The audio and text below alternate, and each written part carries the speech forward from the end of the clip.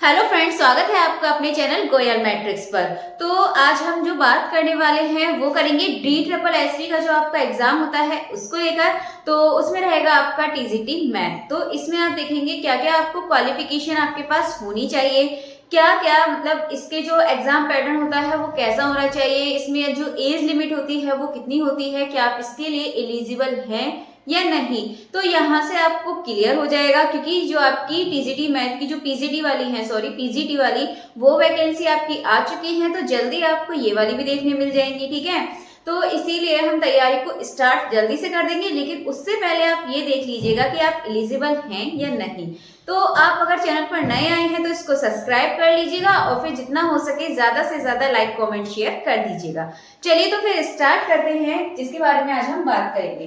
तो सबसे पहले देखेंगे कि इसकी जो क्वालिफिकेशंस हैं वो क्या क्या होनी चाहिए, ठीक है। तो इसमें आपके पास जो ग्रेजुएशन है, ठीक है, ग्रेजुएशन में जैसे बीएससी मैथ, ठीक है, बीएससी आपका मैथ से होता है, एंड दूसरा बीए जो मैथ से होता है, ये लोग एलिजिबल रहेंगे यदि इनके पास मतलब अगर आपने 2 ईयर भी मैथ पढ़ा है, 3 साल में से 2 साल भी आपके पास मैथ रहा है तो आप इसके लिए एलिजिबल हैं, ठीक है। 2 ईयर भी आपके पास मैथ रहा है तो। सेकंड चीज जो इसमें है वो है आपका बीएड होना चाहिए, ठीक है। यहाँ पे सब्जेक्ट कॉम्बिनेशन की इतनी दिक्कत नहीं आती है जो DSSS वाला होता है। बाकी जो आपके सारे एग्जाम्स उसमें बहुत ज्यादा दिक्कत आएगी, बट इसमें नहीं है। इसमें बीएससी वाले, बीए वाले जिनके पास मैथ है एंड उसके पास यदि 3 साल ना होकर भी यदि 2 साल भी आपने मैथ पढ़ा है उसमें है आपके पास, तो आप इसको कर सकते हैं। सेकेंड चीज आप मतलब बीएड होना चाहिए आपके पास, ठीक है। बीएड तो है ही टीजीटी के लिए। सबसे पहले आपका ये पॉइंट हो गया। दूसरा आपके पास बीएड, और जो तीसरा पॉइंट है वो है यहाँ पे आपके पास सीटेट होना चाहिए, ठीक है। सीटेट जो आपका सेकंड वाला पेपर है वो आपका होना चाहिए।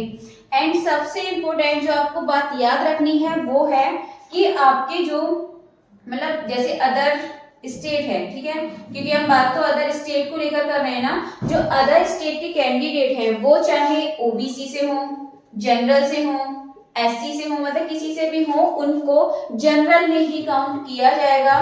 तो इस वजह से जो उनके मार्क्स हैं इसमें कितने होने चाहिए, 90, ठीक है। अगर आपके 90 मार्क्स सीटेट सेकंड पेपर में हैं तो आप इसके लिए एलिजिबल होंगे। यदि आप ओबीसी, एससी या जनरल किसी से भी हैं तो आपके पास 90 मार्क्स होने चाहिए, ठीक है। वैसे तो आपका जैसे कि सीटेट में 82 पर ओबीसी के लिए पास होता है, बट इसमें जो होता है अदर स्टेट की वजह से आपका यहाँ पे 90 पर ही होगा, ठीक है। अगर नहीं है तो फिर आप इसमें नहीं कर पाएंगे। फिर जो इसमें एज है ये भी आपकी अदर स्टेट के हिसाब से बता रही हूँ मैं, ठीक है। स्पेशली मैंने अदर स्टेट के लिए लिया है। तो इसमें जो एज है वो आपकी 32 से ज्यादा नहीं हो सकती, मतलब मैक्सिमम है वो है 32। ये चीज आप ध्यान रखिएगा, मैक्सिमम 32, क्योंकि अदर स्टेट के जो लोग हैं ओबीसी या कुछ भी हो वो जनरल में ही काउंट होने वाले हैं। चलिए तो फिर इतनी चीज आपके पास ये होनी चाहिए।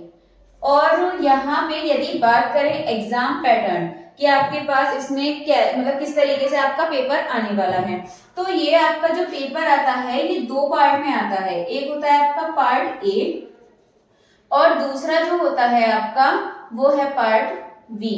पहला पार्ट ए और दूसरा पार्ट बी। तो जो पार्ट बी है उसमें तो नॉर्मली आपका मेन सब्जेक्ट आएगा, ठीक है। मेन सब्जेक्ट का मतलब जैसे कि आप टीजीटी मैथ से हैं तो आपके पास क्या आएगा, मैथ आएगा, ठीक है। 100 मार्क्स का ध्यान रखिएगा, 100 मार्क्स का ये आपका आएगा। टोटल होता है आपका 200 मार्क्स। ये चीज आपको याद रखनी है। 100 तो आपका हो गया जो आपका मेन सब्जेक्ट यानी कि जैसे मैथ है। पार्ट ए में आपके कौन कौन से सब्जेक्ट हैं तो वो देख लीजिएगा। यहाँ पे 20 मार्क्स की आपकी होती है हिंदी, हिंदी आएगी 20 की। देन उसके बाद जो इंग्लिश है वो भी आपकी 20 की आने वाली है। एंड जो अगला सब्जेक्ट है वो है आपका जीएस। जीएस में सब चीज कवर हो जाती है, ठीक है। General knowledge, general history, current affairs वगैरह सब इसमें आ जाती है। ये भी आपका 20 मार्क्स का आने वाला है।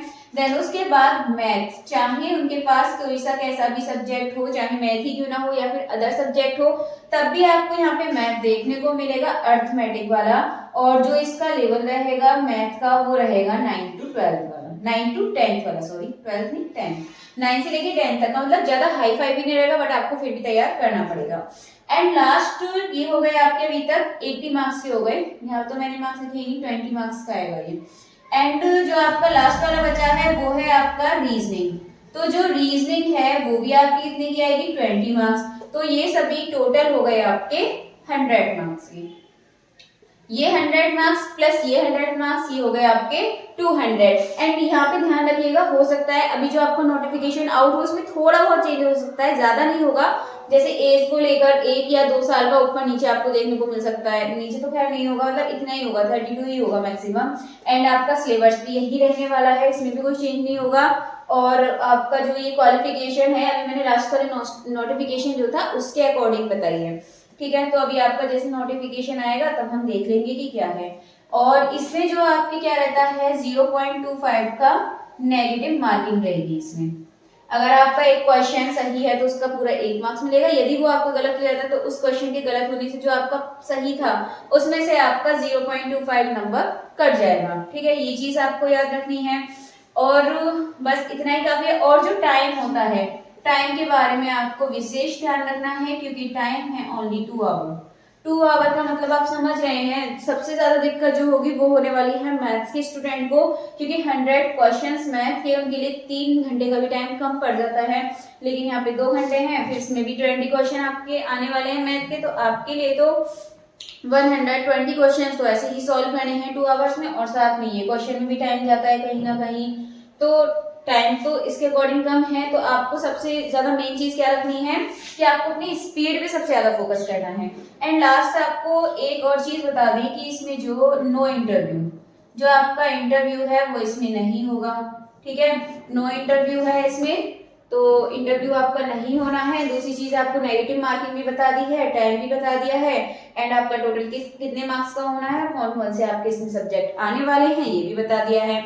तो मैं जल्दी ही जो इसका मैथ का जो सिलेबस है वो भी आपको मतलब बता दूंगी क्या क्या आएगा। वैसे तो नॉर्मली वही वाला सिलेबस रहेगा जो कि EMRS में था आपका, ठीक है, वही मतलब ज्यादातर इसका वही सिलेबस है, लेकिन फिर भी मैं एक बार इसको लिखा दूंगी आपको, ठीक है। जैसे ही अभी इसका नोटिफिकेशन आएगा उसके अकॉर्डिंग हो सकता है कि इसमें थोड़ा बहुत चेंज करके दे देते हैं, ज्यादा तो नहीं होगा बट थोड़ा बहुत हो सकता है। तो उसके अकॉर्डिंग तभी जैसे आएगा तब मैं बता दूंगी। एंड आपको ये चीज के बारे में ध्यान रखनी है, और साथ में यदि आपको तैयारी करनी है तो कमेंट में बताइएगा जरूर। एंड जितना हो सके ज्यादा से ज्यादा इस वीडियो को लाइक कमेंट शेयर कर दीजिएगा। चलिए तो फिर मिलते हैं हमारी अगली लाइव क्लास में।